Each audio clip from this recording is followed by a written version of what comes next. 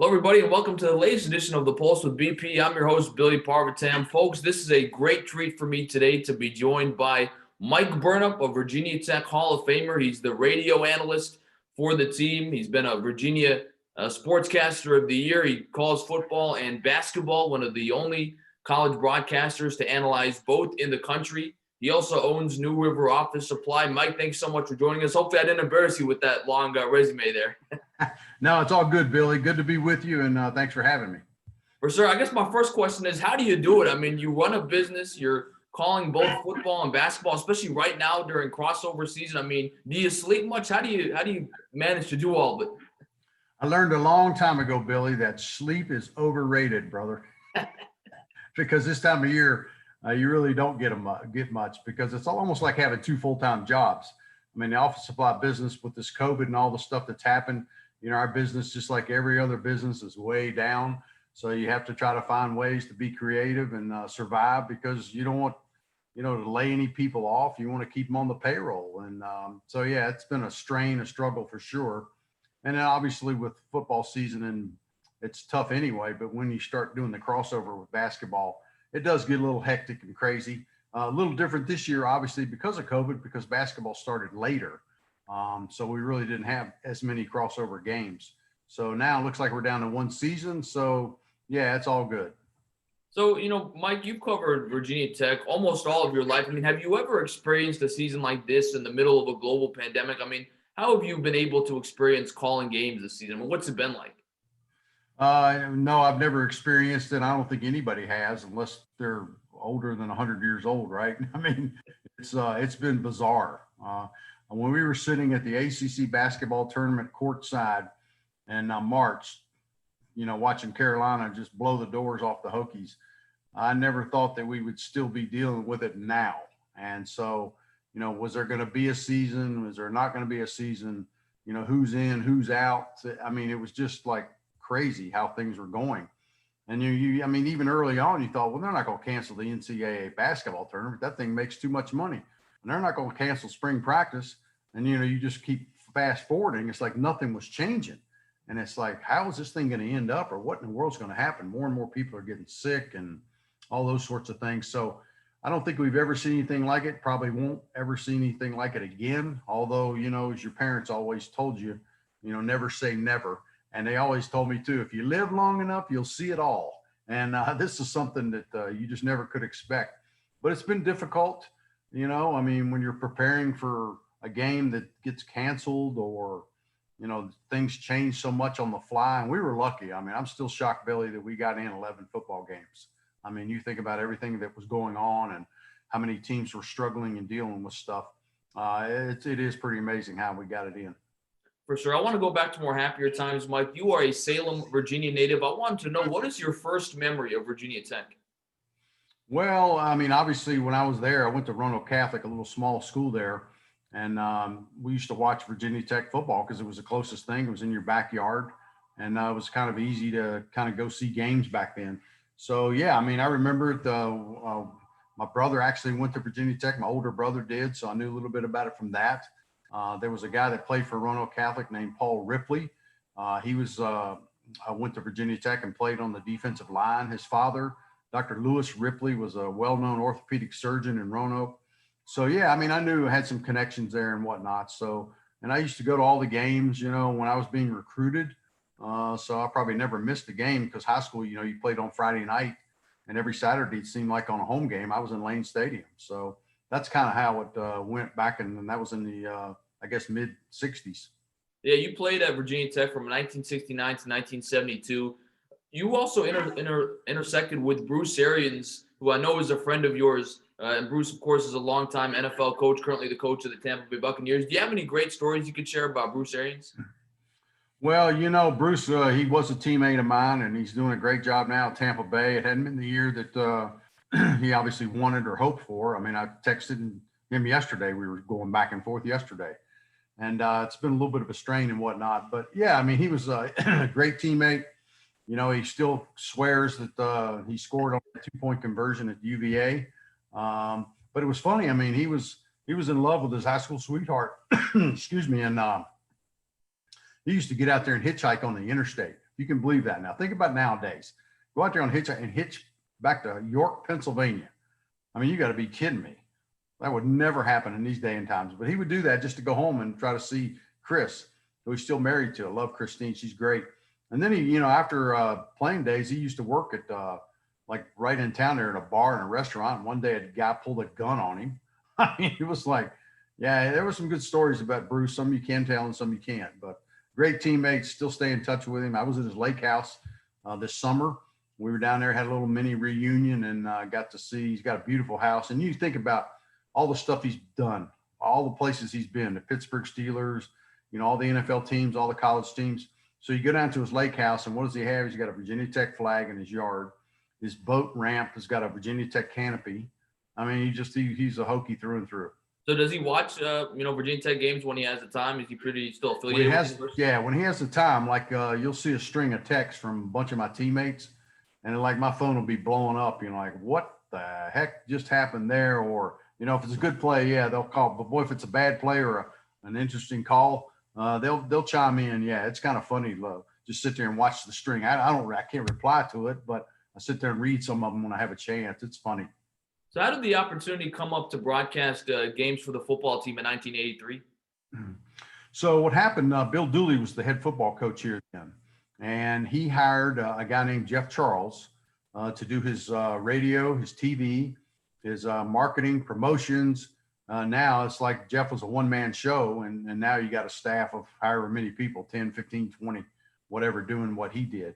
And so Jeff called me one day out of the blue, and he said, you know, he told me who he was and what he had been doing. And he said, I've always had an ex-player do my color on the broadcast. Would you be interested? And I said, well, I don't know what really you're talking about, but I'll come talk to you. And so we met, talked to him, had a great time, went through it. I thought he was talking about like the games were on WUBT.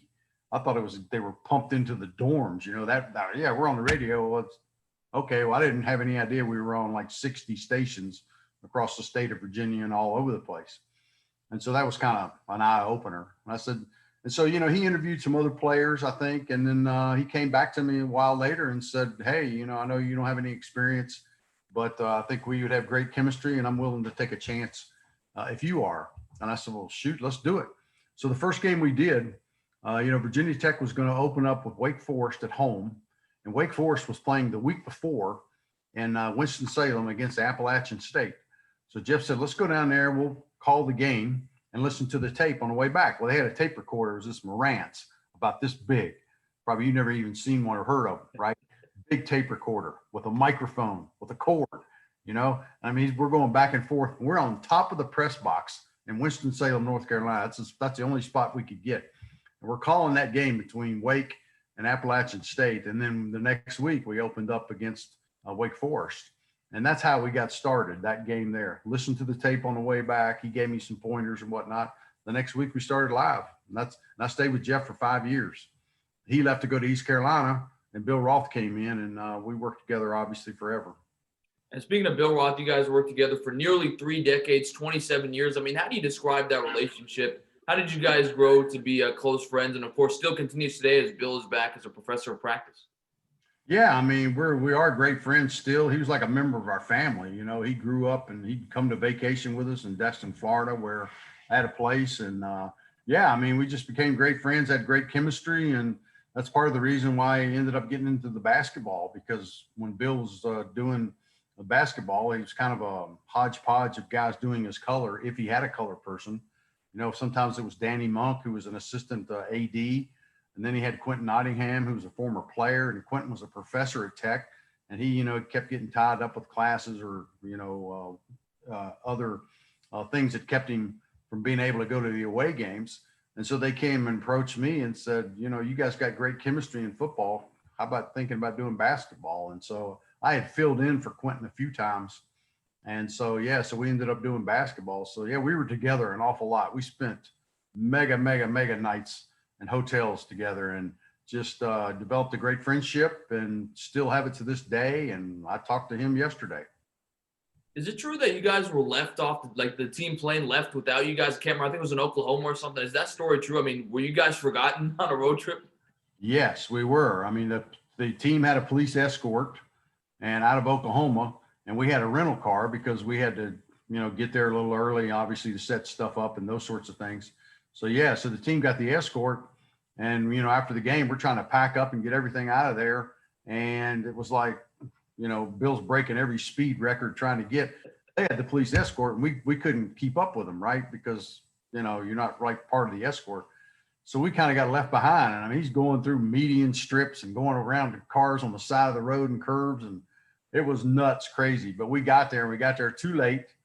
Missed the charter. They didn't wait for us. Missed the charter and had to spend the night back at the hotel. And I think it was a Holodome. Holiday Inn, which they called the Holodome back then. They had indoor putt-putt. And so we ended up eating dinner there and playing around the putt-putt. Yeah, that was a funny story. We did get left, though. That's a great story, of course. And now you've worked with John Laser. It's hard to believe that you guys have been together now 6 years. What was that transition like? I mean, you go from working with a guy like Bill for almost 3 decades to now a guy with John. You guys have already been together 6 years. I mean, what was that first moment like? Those first, relationships developing that. I mean, what was that transition like? It was pretty smooth, actually. When Bill left to go to UCLA, I was on the committee that interviewed all the people, all the candidates. And I mean, there were a ton of them that applied. And then we did Zoom interviews with quite a few of them as well. And so I just knew John from the Zoom interview. And then he came on campus for the interview, like several others did. And just, seemed like a great guy. And, we listened to his tapes. We asked questions. We went around and talked to the coaches, football, basketball, and whatnot, and just to try to get a feel so everybody was on the same page. And so, yeah, once he got here, everything was smooth. It started. It was great. The transition was pretty smooth. And you mentioned you got to calling basketball games too in 1996, and you talked about how that opportunity came up. How much of an adjustment period was that for you? Because your background was in football, but you start doing these basketball games more regularly. How much time did it take for you to fully adjust to that as well? Well, it takes a while, obviously, because I had not done it. I did play high school basketball and loved it. Could have went to, some small schools and played both football and basketball, but chose just to play football because I knew I was obviously challenged vertically, right? So I'm only going to get so much taller. And so it didn't make sense to try to play basketball. So, yeah, I mean, but I love the sport. You love playing it. Still played rec ball, after my days at college were over, played a lot of rec ball. So, and I always went to the games, always watched the games and whatnot. Probably the toughest part of it was just the travel of it. It wasn't so much adjusting to the calling the games and whatnot. It was the running a business and having my wife having to be responsible for taking care of the kids. That was the hard part. And that was the biggest adjustment because back then, Billy, we were playing in the Atlantic 10 and the Big East. And what they did was they would piggyback games. So you might play a Thursday game and a Saturday game or something like that, a Wednesday or a Monday, Wednesday game. So you'd literally be gone for 5 days because you'd fly out on a Wednesday, fly to Dayton, and play Dayton Thursday, travel Friday to Xavier, play Saturday Xavier, and come back Sunday. It's like it was 5-day ordeals. And same thing in the Big East, you'd play those two teams back to back and be gone forever. The ACC doesn't do that, obviously. So that was the biggest adjustment, I think, was just getting used to the travel and, I felt bad for my wife having to take care of the kids and take care of the business because she obviously was a big part of the business as well. How do you handle post-game interviews? I mean, you do that in the locker room after the game, for football. And obviously, depending on the game, it can be an exciting win or it can be a tough loss. How do you go into those situations, handling those interviews with the coaches? You just go in there with an open mind and you just, you try to just recall the game and try to point out, mostly the good parts of it.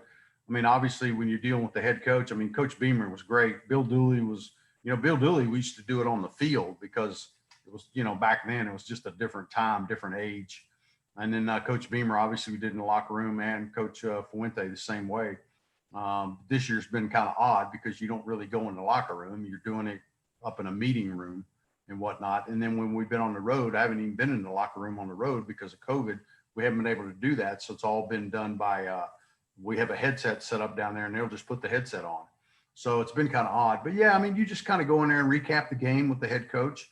And then when you get the players in there, usually the players are in there because they did something good in the game. So it's easy after wins because you can talk about all kinds of stuff. What went right on that touchdown run, or how did you catch that pass, or what was that like, or what was the trash talking like. It's tougher in losses, obviously, and we've had some this year, but you just kind of just try to highlight the positive stuff and just move on. I wanted to ask you about a couple of moments you called in your broadcast career. I have to ask you about the '99 team that went to the Sugar Bowl against Florida State. I mean, what do you remember about that season? Are there any great stories you can share about covering that team? Yeah, that was a heck of a team. They had a great offense and a great defense, and that's what it takes to get to that level. Obviously, the game in West Virginia, we're up in Morgantown playing there, and Michael Vick made that incredible run down the sideline to be able. Everybody thought he was going out of bounds, and he stayed in bounds and picked up the extra yards, which enabled Shane Graham to make the kick. I'll never forget that the kick was good, and we had one of the assistant ADs in the press box with us, and he jumps up and screamed, and you could kind of hear it on the air, and actually his hand hit the ceiling. It was like a drop ceiling, and he jumped high, and it kind of hit that. That was kind of funny. But yeah, that whole year was just kind of bizarre because Vick was just so incredible to watch. I mean, the guy was an unbelievable athlete, and what he was able to do and how he was able to run and make plays with his feet and extend plays and whatnot. And he had great players around him, the Andre Davises and the Corey Moore on defense. So that whole season was kind of special. And then obviously going to the national championship game that whole week, I mean, we were in New Orleans for about 8 to 10 days. And just the media attention, the press conferences, the hype around that game, the functions we got to go to, it was just absolutely phenomenal. Such a great time. Great people around there. Got to meet the guy, Chuck Zadarin, whose family had the Zadarin seasonings for all that New Orleans Cajun food. I mean, it was just really a blast. And then playing the game, you have a lead going into the fourth quarter, and just the special teams kind of broke down on you, and you gave up a few big plays, and you lose the game on the national championship. And I'll never forget Bobby Bowden after the game saying, he's talking about Michael Vick. He said, "We just couldn't tackle that boy." It was hilarious. But he was clearly the best player on the field. Guy was just special, unbelievable. I also want to ask you about the 2007 ECU game, maybe the most important game in Virginia Tech history, of course, the first game after the tragic shooting. I mean, an emotional day. I think it was important for the Hokie community to have that game and see the football team rally around the community. What are your memories of that day? It was pretty somber. It was a beautiful day, and I know ESPN was here, and because they thought so much of it to come here. They were such a big part of getting Virginia Tech on the map with the Thursday night games and whatnot. And I just remember the mood and the moment of silence before the game. It was just eerie, and just how much respect both programs had for each other, and just everything around that game. I mean, it was a defensive struggle. It wasn't a thing of beauty, but the Hokies managed to get the win. And I think everybody just felt great about it moving forward because, man, that was a tough stretch of 6-8 months there that all that was going on. It was just awful. For sure. And I want to also ask you about a couple of, stories you can share about specific players. What's your best Michael Vick story? Gosh, you thought about it was funny when he was a freshman and they redshirted him because that was part of the plan. They kept talking about him in practice. The kid's like a one-man show. You just can't believe this Michael Vick guy. And so when he finally played his first game, we opened up against James Madison, and he does that flip into the end zone, and you're thinking, wow, this dude is special. And just some of the plays that he would make, the run at Boston College. And I remember Bill Roth said, "Give him the Heisman, give it to him right now." I mean, he was making people miss, turning circles, and just people were like tackling air. I mean, the kid was just spectacular, and how easily he could throw the ball. It was like throwing a dart. I mean, it was just so effortless that when he would throw the deep ball and whatnot. And I remember one time we had a player that was running a quick slant like you see in the NFL all the time. And the kid turned around a little bit late, and Michael had thrown the ball so hard that the kid stuck his hand up there, and the kid didn't make the catch, but he threw it so hard it broke his little finger. Just because he threw it so hard, and the kid wasn't expecting. It's like as soon as you turn around, the ball's there, and you got your hand up there, and it's like, wow. So yeah, he was something special. Never seen anything like him. Just some of the plays he would make. I'm also a big Washington football team fan, so I have to ask you, what's your favorite Deangelo Hall story? Gosh, when he stripped Roscoe Parrish of the ball and when he was playing against Miami, And Bill had a great call there. Give it to me, Roscoe. Give it to me. And Deangelo took it back for the touchdown. And just, he had a knack for making plays, interceptions, big jarring hits, punt return, whatever. He played some offense. He made some catches as a receiver. God, he was something special too. And that dude could trash talk now. I mean, freshman. He would talk trash talk with the best of them. So that was kind of fun to watch as well. Has he reached out to you? Because I know he's the radio analyst for the football team now. Has he reached out to you for any pointers? Have you given him any pointers on how to proceed with broadcasts? Not a one. Have not heard from him, and I've not. I mean, I watched him play all his years. When he was a high draft pick and whatnot. I watched his career, great playing career, but not since he's been doing that. I used to see him when he would come back, for a spring game or when they had time or whatnot. But no, he's not reached out, and I haven't talked to him. What about your best Cam Chancellor story? Obviously, he won a Super Bowl a few years ago with the Seahawks, part of the Legion of Boom. Do you have any great stories when he was in Blacksburg? No, not really. Just watching him play. I mean, he was such a great kid and his upbringing and whatnot, being down there from the 757, he's just a fantastic kid. Wasn't real talkative, but man, he let his play do his talking on the field because he could absolutely lower the boom. I mean, he was such a big, imposing figure. And it was kind of like reminds you, with Divine Diablo, when you watch him play, reminds you a little bit of Cam Chancellor. Big, huge body, sitting back there. And if you were a receiver, man, you didn't want to go across the middle and be waiting, have Cam Chancellor look up and see him waiting for you, because that would get your attention. That's where you get those short arms, when you're a receiver and you're like going across the middle and you're thinking, uh-oh, there he is.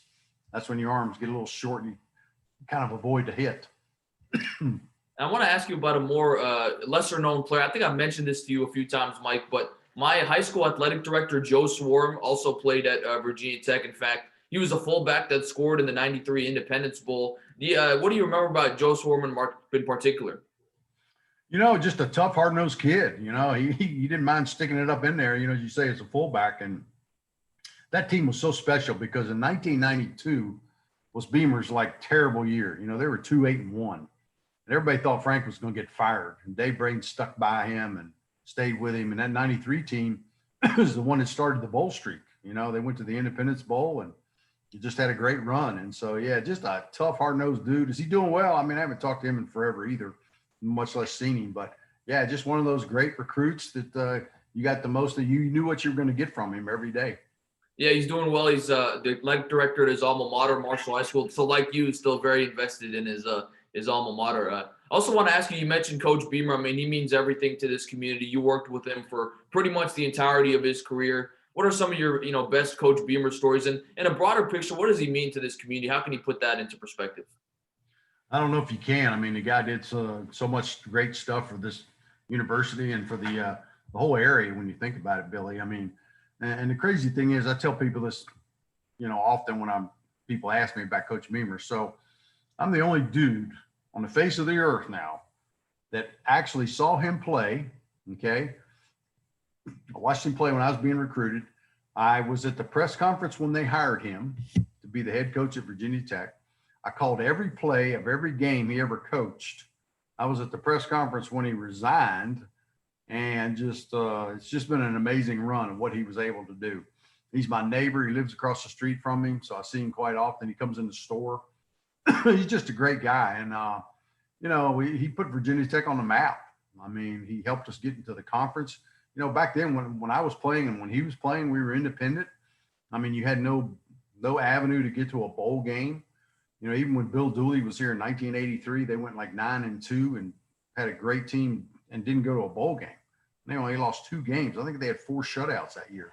So Coach Beamer was just such a big part of that. He was just so good to people, treated people the right way. Everybody loves him, still does. And you can't put a price tag on what he did for Virginia Tech, especially when they had that string of 10-win seasons, getting recruits in here like Michael Vick and people like that. And just the run he had was just a phenomenal run. I wanted to ask you, because you've called basically every game of the Beamer era and, of course, now the Fuente era. What's your Mount Rushmore of Virginia Tech games? If you could pick 4 games that really stand out to you over your, broadcasting career, what games stand out? 4 games. Well, the number one would be the national championship playing Florida State, just because of the hype around that game and, having the lead there, and you were so close, 15 minutes away from having a national championship. I mean, that was certainly number one. I loved being down at Miami, some of the Miami games, and the Miami game in Lane Stadium when they had that great team and the Hokies just kind of blew them out. That might have been as loud as Lane Stadium has ever been, early 2000s. When we played them, that was certainly great. The East Carolina game was something special just after the tragedy. And I remember the 1995 game at UVA when, there was so much at stake there. Obviously, we were in the Big East. They were in the ACC. The winner of that game was in all likelihood going to go to the Sugar Bowl.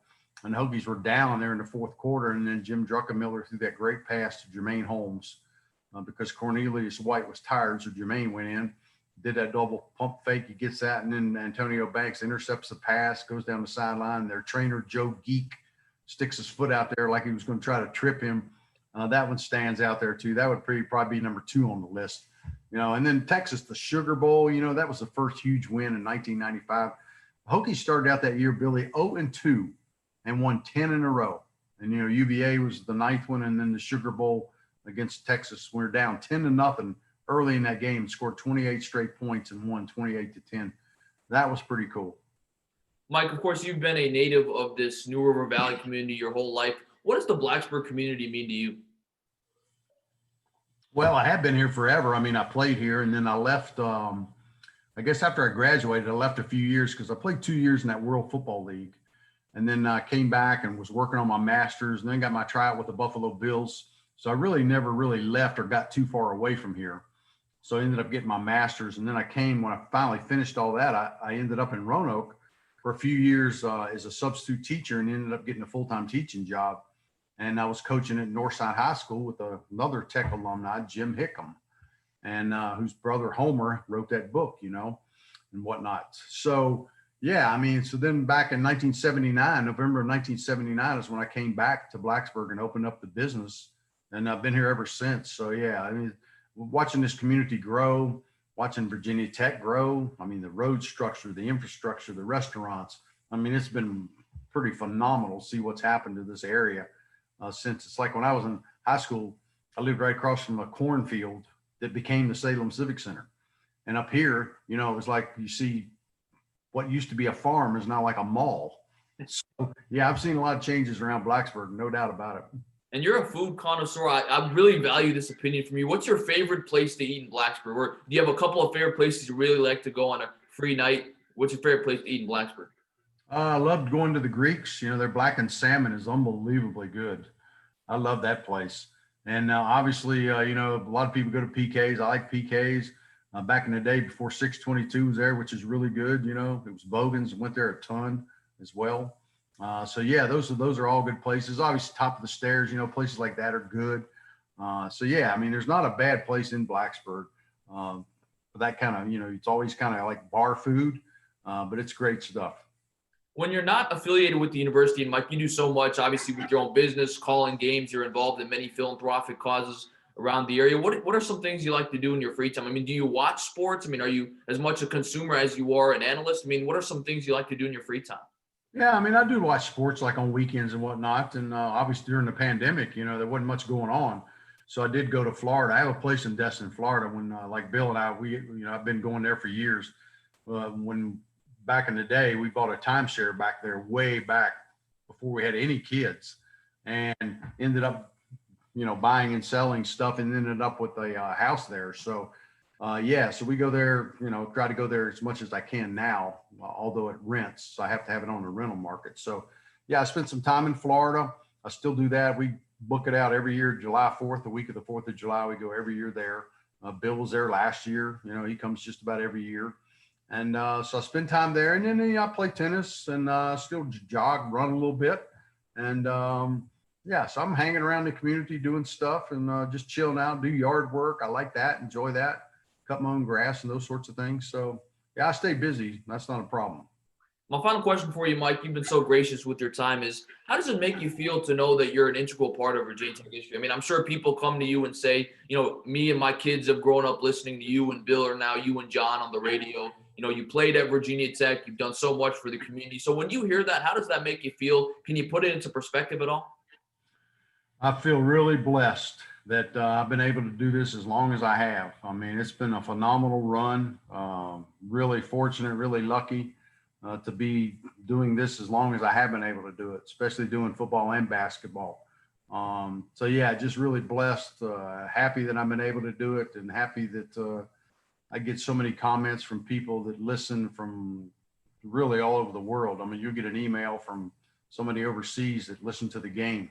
You know, it's pretty amazing in this day of technology and whatnot. And I talked to a lady about 2 weeks ago that she was like complaining a little bit about the background noise because of the COVID situation. There's no fans, right? So the music and whatnot was kind of loud in the stadium. And she said, you know, I'm blind. And she said, we listen to the radio and we love listening to you guys and whatnot. But, you know, the background noise is kind of too loud. Can you help us with that?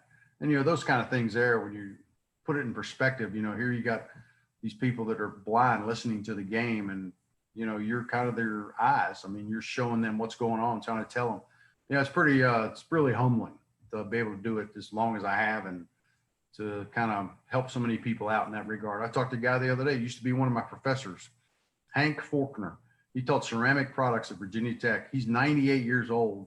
Called me the other day from where he's living in an assisted living in outside of Richmond. And he made me this little thing that was a crochet thing that had Hokies on it, orange and maroon. And I'm going to get that thing framed. So I called him to thank him, and he called me back. And then I've talked to him like 2 or 3 times since then. And he's 98 years old. His mind is sharp as a tack. He can remember all kinds of stuff, still cracking jokes. I mean, those are the things you can't put a price tag on. Mike, thank you so much for your time. This has been a real treat talking Virginia Tech and all of its stories with you. And I think I've said this before, you're not only a Hall of Famer in terms of your accomplishments on the field and off the field, but a Hall of Fame person, one of the nicest guys on the planet. So can't tell you how much enough I really appreciate your time today.